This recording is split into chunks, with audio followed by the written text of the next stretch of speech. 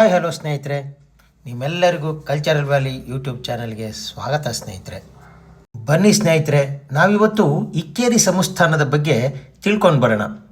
ಕರ್ನಾಟಕದ ಇತಿಹಾಸದಲ್ಲಿ ಮಹತ್ವದ ಸ್ಥಾನ ಪಡೆದಿದ್ದ ಕೆಳದಿ ನಾಯಕರ ಆಡಳಿತದ ಪ್ರಮುಖ ಕೇಂದ್ರ ಆಗಿತ್ತು ಮತ್ತು ಎರಡನೇ ರಾಜಧಾನಿಯೂ ಆಗಿತ್ತು ಅಂತ ಹೇಳ್ತಾರೆ. ಇದು ಬಂದು ಶಿವಮೊಗ್ಗ ಜಿಲ್ಲೆ ಸಾಗರ ತಾಲೂಕಿನಲ್ಲಿರ್ತಕ್ಕಂಥ ಒಂದು ಸ್ಥಳ ಸ್ನೇಹಿತರೆ.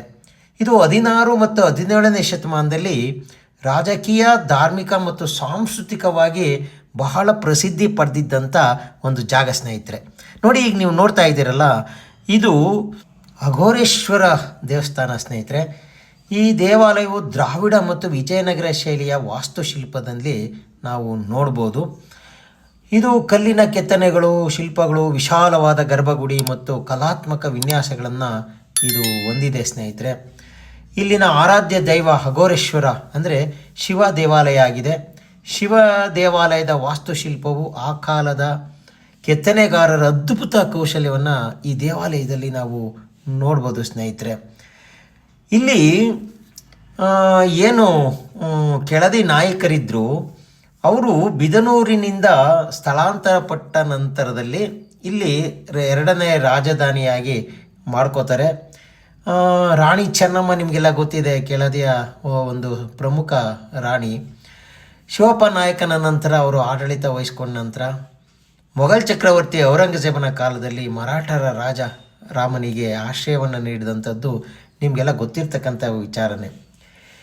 ಇಕ್ಕೇರಿಯ ಇಲ್ಲಿರ್ತಕ್ಕಂಥ ವಿಶೇಷತೆ ಏನಪ್ಪ ಅಂತಂದರೆ, ಕೆಳದಿ ನಾಯಕರ ಆಡಳಿತ ಪ್ರಮುಖ ಕೇಂದ್ರ ಆಗಿತ್ತೆ. ನಾನಾಗಲೇ ಹೇಳ್ದಂಗೆ ಅಘೋರೇಶ್ವರ ದೇವಾಲಯದ ಪವಿತ್ರ ಕ್ಷೇತ್ರ ಆಗಿದೆ. ಶಿಲ್ಪಕಲೆ ಮತ್ತು ವಾಸ್ತುಶಿಲ್ಪದ ಪ್ರಮುಖ ತಾಣ ಆಗಿದೆ. ಇದು ವಿಜಯನಗರದ ಸಾಮಂತರ ಒಂದು ರಾಜ್ಯ ಆಗಿತ್ತು. ಮಲೆನಾಡಿನ ನೈಸರ್ಗಿಕ ಸೌಂದರ್ಯದ ನಡೆ ಇರತಕ್ಕಂಥ ಈ ಒಂದು ಐತಿಹಾಸಿಕ ಸ್ಥಳ ಸ್ನೇಹಿತರೆ. ಕರ್ನಾಟಕದ ಮಲೆನಾಡು ಮತ್ತು ಕರಾವಳಿ ಪ್ರದೇಶದ ರಾಜಕೀಯ, ವಾಸ್ತುಶಿಲ್ಪ ಹಾಗೂ ಸಾಂಸ್ಕೃತಿಕ ಇತಿಹಾಸವನ್ನು ನಾವು ಅರ್ಥ ಮಾಡ್ಕೋಬೇಕು ಅಂತಂದರೆ ಈ ಇಕ್ಕೇರಿಗೆ ಬರಬೇಕು ಸ್ನೇಹಿತರೆ. ಇಲ್ಲಿ ನಮಗೆ ಈಗ ಉಳ್ಕೊಂಡಿರ್ತಕ್ಕಂಥದ್ದು ಈ ಅಘೋರೇಶ್ವರ ದೇವಾಲಯ, ಇದ್ರ ಪಕ್ಕದಲ್ಲಿ ಇರ್ತಕ್ಕಂಥ ಅಖಿಲಾಂಡೇಶ್ವರಿ ಅಮ್ಮನವರ ಒಂದು ದೇವಸ್ಥಾನ, ಅದರ ಮುಂದೆ ಇರ್ತಕ್ಕಂಥ ಈ ಒಂದು ಮಂಟಪ, ಇದರೊಳಗೆ ಬಸವಣ್ಣ ಇದೆ. ಇದು ಬಹಳ ಅದ್ಭುತವಾಗಿರ್ತಕ್ಕಂಥ ಒಂದು ದೇವಾಲಯ ಸ್ನೇಹಿತರೆ.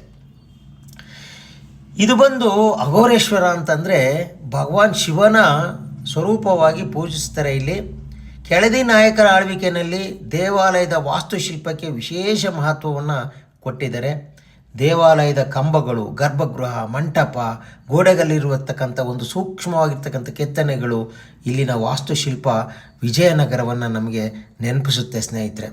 ಹಾಗಾಗಿ ಇದು ವಿಜಯನಗರ ರಾಜ್ಯದ ಒಂದು ಸಾಮಂತರ ಒಂದು ರಾಜ್ಯ ಆಗಿತ್ತಿದು ಅಂತಕ್ಕಂಥದ್ದು ನಮಗೆ ತಿಳಿದು ಬರುತ್ತೆ ಸ್ನೇಹಿತರೆ.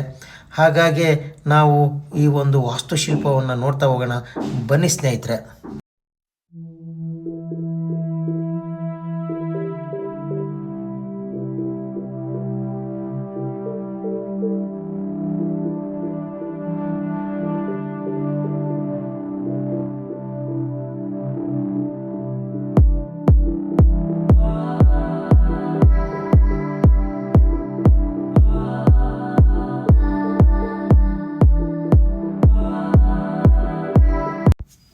ನೋಡಿ, ಇದು ನಂದಿ ಮಂಟಪ. ನೋಡಿ ಎಷ್ಟು ಸುಂದರವಾಗಿರ್ತಕ್ಕಂಥ ನಂದಿ ವಿಗ್ರಹ ಇಲ್ಲಿದೆ ಅಂದರೆ ಸ್ನೇಹಿತರೆ, ನಿಜಕ್ಕೂ ಅದ್ಭುತವಾಗಿರ್ತಕ್ಕಂಥ ಒಂದು ಶಿಲ್ಪವನ್ನು ನಾವಿಲ್ಲಿ ನೋಡ್ಬೋದು ಸ್ನೇಹಿತರೆ. ಬಹಳ ಆಕರ್ಷಣೀಯವಾಗಿರ್ತಕ್ಕಂಥ ಒಂದು ಮೂರ್ತಿ, ಬಹಳ ಬೃಹತ್ತಾಗಿರ್ತಕ್ಕಂಥ ಒಂದು ನಂದಿ ವಿಗ್ರಹ, ಬಹಳ ಸುಂದರವಾಗಿದೆ. ನೋಡಿ, ಇದಕ್ಕೆ ಹಾಕಿರ್ತಕ್ಕಂಥ ಜ್ಯುವೆಲರಿಗೆ ಎಷ್ಟು ಚೆನ್ನಾಗಿ ಕೆತ್ತಿದ್ದಾರೆ ಅಂದರೆ ಸ್ನೇಹಿತರೆ. ಮತ್ತು ನಂದಿ ಪಳ ಪಳ ಪಳ ಅಂತ ಹೊಳೆಯುತ್ತೆ, ಅಷ್ಟು ಸುಂದರವಾಗಿರ್ತಕ್ಕಂಥ ಒಂದು ನಂದಿ ವಿಗ್ರಹವನ್ನು ನಾವು ನೋಡ್ಬೋದು. ಹಾಗೆಯೇ ನೋಡಿ, ಇಲ್ಲಿ ಬಾಲವನ್ನು ಕಟ್ ಮಾಡಿಬಿಟ್ಟಿದ್ದಾರೆ. ದುಷ್ಕರ್ಮಿಗಳು ಎಲ್ಲ ಕಡೆ ಇದ್ದೇ ಇರ್ತಾರೆ. ಹಾಗಾಗಿ ಇದೊಂದು ಸುಂದರವಾಗಿರ್ತಕ್ಕಂಥ ಮೂರ್ತಿಗೆ ಇದೊಂದು ಭಗ್ನವಾಗಿರ್ತಕ್ಕಂಥದ್ದನ್ನ ನಾವಿಲ್ಲಿ ನೋಡ್ಬೋದು. ಹಾಗೆಯೇ ನೋಡಿ, ಈ ಕಾಲ್ಗೆ ಹಾಕಿರ್ತಕ್ಕಂಥ ಗೆಜ್ಜೆಗಳಿದೆಯಲ್ಲ, ಅಥವಾ ಒಂದು ಆರ್ನಮೆಂಟ್ಸ್ ಅಂತ ಏನು ಕರಿತೀವಲ್ಲ, ಎಷ್ಟು ಸುಂದರವಾಗಿದೆ ಅಂದರೆ ನೋಡಿ, ಕೊಳ್ಳಗಾಕಿರ್ತಕ್ಕಂಥ ಒಂದು ಗೆಜ್ಜೆಗಳು ಅವೆಲ್ಲ ಬಹಳ ಸುಂದರವಾಗಿದೆ. ಮತ್ತು ಗಂಟೆ ನೋಡಿ ಎಷ್ಟು ನೀಟಾಗಿ, ನಿಜವಾದ ಗಂಟೆನೇನೋ ಅನ್ನೋ ರೀತಿಯಲ್ಲೇ ಇಲ್ಲಿ ನಮಗೆ ಭಾಸ ಆಗುತ್ತೆ. ನೋಡಿ, ಸುಂದರವಾಗಿರ್ತಕ್ಕಂಥ ಮುಖವನ್ನು ಹೊಂದಿರತಕ್ಕಂಥ ನಂದಿ ವಿಗ್ರಹ ಬಹಳ ಅದ್ಭುತವಾಗಿದೆ ಸ್ನೇಹಿತರೆ. ನೀವೊಮ್ಮೆ ಶಿವಮೊಗ್ಗ ಕಡೆ ಬಂದರೆ ಇಕ್ಕೇರಿಗೆ ಬರೋದನ್ನು ಮಾತ್ರ ಮರಿಬೇಡಿ, ಯಾಕಂದರೆ ಇದು ನಮ್ಮ ಕರ್ನಾಟಕ ಇತಿಹಾಸದ ಒಂದು ಅವಿಭಾಜ್ಯ ಅಂಗ ಸ್ನೇಹಿತರೆ.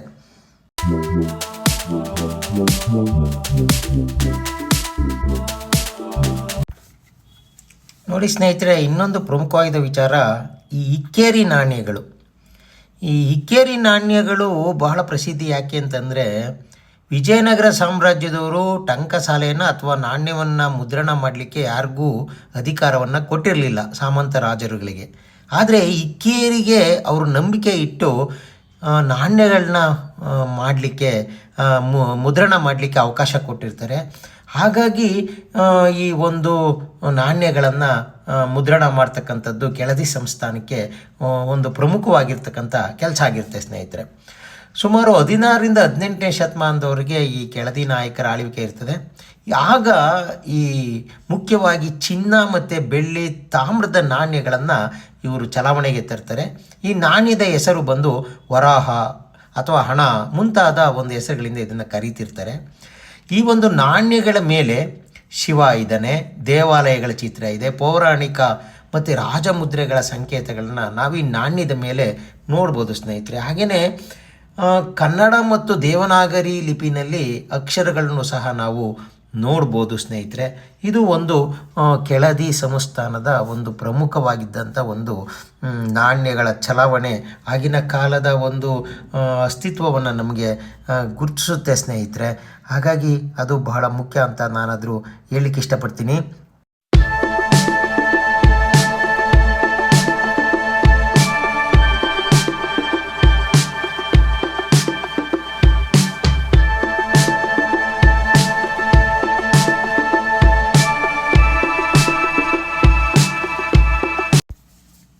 ನೋಡಿ, ಹಾಗೆಯೇ ಪ್ರಮುಖವಾಗಿ ಇಲ್ಲಿ ದೇವಾಲಯದ ಒಳಭಾಗದಲ್ಲಿ ಗಣೇಶನ ಮೂರ್ತಿ ನಾವು ಮೊದಲಿಗೆ ಕಾಣ್ಬೋದು ಸ್ನೇಹಿತರೆ. ಬಹಳ ಅದ್ಭುತವಾಗಿರ್ತಕ್ಕಂಥ ಒಂದು ಕೆತ್ತನೆ ಇದೆ. ಹಾಗೆಯೇ ಷಣ್ಮುಖನೂ ಇಲ್ಲಿ ನಾವು ನೋಡ್ಬೋದು. ಹಾಗೆ ನಾವು ನೋಡ್ತಾ ನೋಡ್ತಾ ಮುಂದಕ್ಕೆ ಹೋದರೆ ಈ ಒಂದು ಅಘೋರೇಶ್ವರ ಒಂದು ಈಶ್ವರನ ಒಂದು ಶಿವಲಿಂಗವನ್ನು ನಾವು ನೋಡ್ಬೋದು ಸ್ನೇಹಿತರೆ. ನೋಡಿ, ಇದು ನಮ್ಮ ಈ ಒಂದು ಇಕ್ಕೇರಿಯ ದೇವಸ್ಥಾನದ ಪ್ರಮುಖ ದೇವತೆ ಇದೇ ಅಘೋರೇಶ್ವರ. ಇವನು ಶಿವನ ಒಂದು ರೂಪ, ಶಿವಲಿಂಗ ರೂಪದಲ್ಲಿರ್ತಕ್ಕಂಥದ್ದನ್ನ ನಾವು ಇಲ್ಲಿ ನೋಡ್ಬೋದು ಸ್ನೇಹಿತರೆ. ಹಾಗೆಯೇ ದ್ವಾರಪಾಲಕರನ್ನು ನಾವು ನೋಡ್ಬೋದು. ಬಹಳ ಒಂದು ಸುಂದರವಾಗಿರ್ತಕ್ಕಂಥ ಶಿಲ್ಪ ಕಲಾಕೃತಿಗಳು, ಮಂಟಪಗಳನ್ನು ನಾವಿಲ್ಲಿ ನೋಡ್ಬೋದು ಸ್ನೇಹಿತರೆ. ಕಾಲಭೈರವನ ಒಂದು ದುರ್ಗಾಂಬ ಇದೆ, ಭೈರವನ ಒಂದು ಮೂರ್ತಿ ಇದೆ. ಹೀಗೆ ಅನೇಕ ಶಿಲ್ಪಗಳನ್ನ ನಾವಿಲ್ಲಿ ನೋಡ್ಬೋದು. ಹಾಗೆಯೇ ಎತ್ತರವಾಗಿರ್ತಕ್ಕಂಥ ಈ ಒಂದು ಏನು ಮುಂಬಾಗಿಲಿದೆಯಲ್ಲ, ಭಾಳ ಅದ್ಭುತವಾಗಿರ್ತಕ್ಕಂಥ ಒಂದು ದೇವಸ್ಥಾನ ಸ್ನೇಹಿತರೆ. ಹಾಗೆ ನಾವು ಸುತ್ತ ನೋಡ್ತಾ ಹೋದರೆ ಸ್ನೇಹಿತರೆ, ದೊಡ್ಡದಾಗಿರ್ತಕ್ಕಂಥ ಒಂದು ಜಗತಿಯ ಮೇಲೆ ಈ ಒಂದು ದೇವಾಲಯವನ್ನು ಕಟ್ಟಿದ್ದಾರೆ. ತುಂಬ ಸುಂದರವಾಗಿರ್ತಕ್ಕಂಥ ಒಂದು ದೇವಾಲಯ ಸ್ನೇಹಿತರೆ.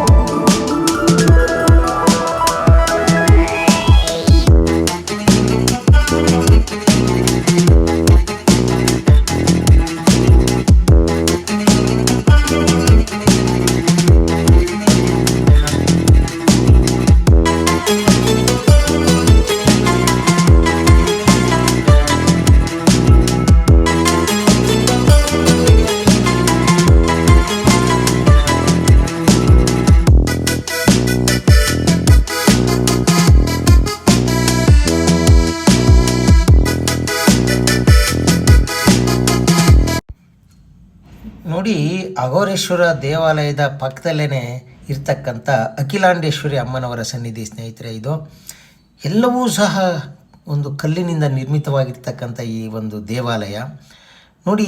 ಇದರ ಒಂದು ಬಾಗಿಲು ಏನಿದೆ ನೋಡಿ, ಎಷ್ಟು ಸುಂದರವಾಗಿದೆ. ಅದು ಕಲ್ಲಿನಲ್ಲಿ ಕೆತ್ತಿರ್ತಕ್ಕಂಥ ಒಂದು ಮುಖದ ಒಂದು ಚಿತ್ರವನ್ನು ಬಾಗಿಲ ಚಿತ್ರವನ್ನು ನಾವಿಲ್ಲಿ ನೋಡ್ತಾ ಇದ್ದೀವಿ ಸ್ನೇಹಿತರೆ. ನೋಡಿ ಎಷ್ಟು ಸುಂದರವಾಗಿ ಕೆತ್ತಿದ್ದಾರೆ. ಹಾಗಾಗಿ ಈ ಅಖಿಲಾಂಡೇಶ್ವರಿ ಅಂತಂದರೆ ಸಮಸ್ತ ಲೋಕಗಳ ಅಧಿಷ್ಠಾರ್ಥಿ ಅಂತ ಅರ್ಥ ಸ್ನೇಹಿತರೆ. ನೋಡಿ, ಇವಳೇ ಅಖಿಲಾಂಡೇಶ್ವರಿ ಅಮ್ಮನವರ ಒಂದು ಮೂರ್ತಿಯನ್ನು ನಾವಿವಾಗ ನೋಡ್ತಾ ಇದ್ದೀವಿ ಸ್ನೇಹಿತರೆ. ಹಾಗಾಗಿ ಇದನ್ನು ಶಕ್ತಿ ದೇವತೆ ಅಂತಲೂ ಸಹ ಪೂಜಿಸ್ತಾರೆ. ಜಗನ್ಮಾತೆಯ ರೂಪದಲ್ಲಿ ಭಕ್ತರು ಈಕೆಯನ್ನು ಪೂಜಿಸ್ತಕ್ಕಂಥದ್ದನ್ನ ನಾವು ನೋಡ್ಬೋದು ಸ್ನೇಹಿತರೆ. ಹಾಗಾಗಿ ಕೆಳದಿ ಸಂಸ್ಥಾನದ ಇಕ್ಕೇರಿ ಒಂದು ದೇವಾಲಯ ಎರಡಿದೆ ಇಲ್ಲಿ, ಒಂದು ಅಘೋರೇಶ್ವರ, ಇನ್ನೊಂದು ಅಖಿಲಾಂಡೇಶ್ವರಿ. ಹಾಗಾಗಿ ಇವೆರಡನ್ನೂ ಸಹ ನಮ್ಮ ಇತಿಹಾಸದ ಪ್ರಮುಖ ಭಾಗವಾಗಿ ನಾವು ನೋಡಬೇಕಾಗುತ್ತೆ. ಹಾಗಾಗಿ ವಿಜಯನಗರ ಸಾಮ್ರಾಜ್ಯ ಇರ್ಬೋದು, ಅದರ ಸಾಮಂತ ಸಾಮ್ರಾಜ್ಯವಾಗಿರ್ತಕ್ಕಂಥ ಅಥವಾ ಸಾಮಂತ ಅರಸರಾಗಿದ್ದಂತಹ ಕೆಳದಿಯ ಸಂಸ್ಥಾನ ಅನೇಕ ಕರ್ನಾಟಕದ ಇತಿಹಾಸದಲ್ಲಿ ಮತ್ತೆ ನಾವು ಜ್ಞಾಪಿಸ್ಕೋಬೇಕಾಗಿರ್ತಕ್ಕಂಥ ಒಂದು ಸ್ಥಳ ಸ್ನೇಹಿತರೆ. ಹಾಗಾಗಿ ಒಮ್ಮೆ ನೀವು ಶಿವಮೊಗ್ಗ ಕಡೆ ಅಥವಾ ಜೋಗ ಕಡೆ ನೀವೇನಾದರೂ ಪ್ರವಾಸ ಬಂದರೆ ಪಕ್ಕದಲ್ಲೇ ಒಂದು 10-12 ಕಿಲೋಮೀಟ್ರ್ ದೂರದಲ್ಲಿರ್ತಕ್ಕಂಥ ಸಾಗರದಿಂದ ಬಹಳ ಸಮೀಪದಲ್ಲಿರ್ತಕ್ಕಂಥ ಈ ಒಂದು ದೇವಾಲಯವನ್ನು ನೋಡೋದನ್ನು ಮಾತ್ರ ಮರಿಬೇಡಿ ಸ್ನೇಹಿತರೆ. ನೀವೆಲ್ಲರೂ ಇದನ್ನು ವೀಕ್ಷಣೆ ಮಾಡಿದ್ದಕ್ಕೆ ನಿಮ್ಮೆಲ್ಲರಿಗೂ ಧನ್ಯವಾದಗಳು ಸ್ನೇಹಿತರೆ. Thank you.